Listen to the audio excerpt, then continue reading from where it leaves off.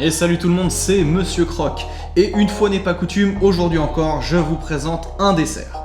Un dessert un peu particulier parce qu'il met en scène un de mes fruits de la saison préférés, la cerise. Et aujourd'hui, elle rentre en jeu avec le financier matcha, cœur coulant la cerise. C'est parti.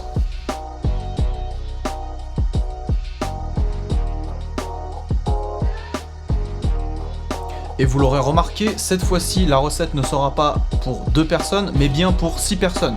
Je vous laisserai donc adapter vos grammages en fonction de vos besoins. Et sans plus attendre, on va s'attaquer au cœur cerise. A noter qu'il faudra compter entre 2 et 3 heures de temps de repos entre la réalisation et l'utilisation du cœur cerise. On va commencer par laver, équeuter et dénoyauter nos cerises.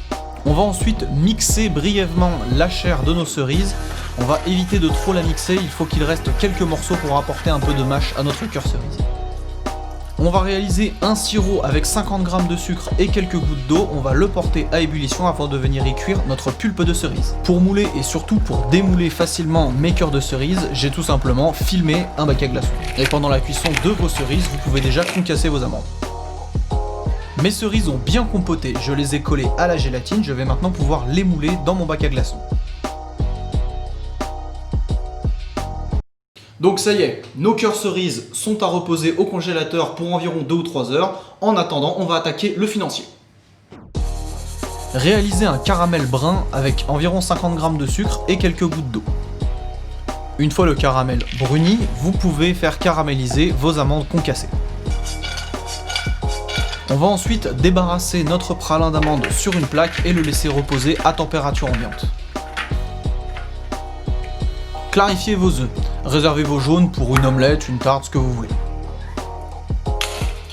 Quant à vos blancs, vous allez les battre quelques instants juste pour les faire mousser.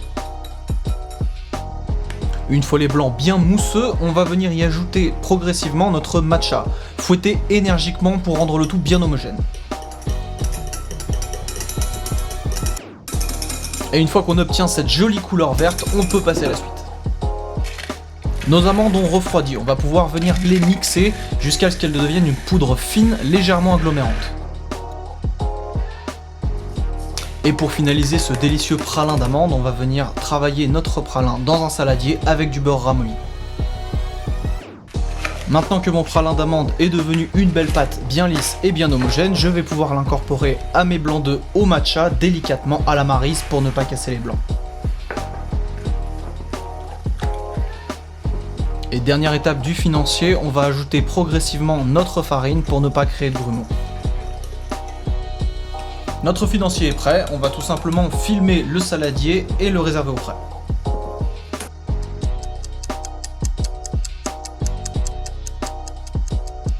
Trois heures plus tard, nos cœurs cerises ont bien pris, ils sont prêts, on va pouvoir passer au dressage. Pour cela, on va masquer le fond des moules avec la pâte à financier. Placer en son centre un cœur de cerise, puis recouvrir et lisser avec la pâte à financier. Et on enfourne entre 15 et 20 minutes à 180 degrés. Pour vérifier la cuisson de vos financiers, plantez tout simplement la pointe d'un couteau dans un financier. Le couteau doit ressortir quasiment sec. Voilà, nickel, on a un beau cœur coulant et le financier est bien cuit.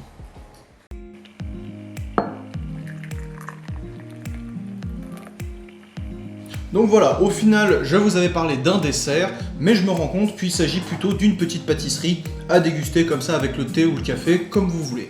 Quoi qu'il en soit, vous savez tout sur ma recette du financier matcha cœur cerise. J'espère qu'il vous aura plu. Quant à moi, je vous dis à très bientôt pour une nouvelle vidéo de Monsieur Croc. À bientôt.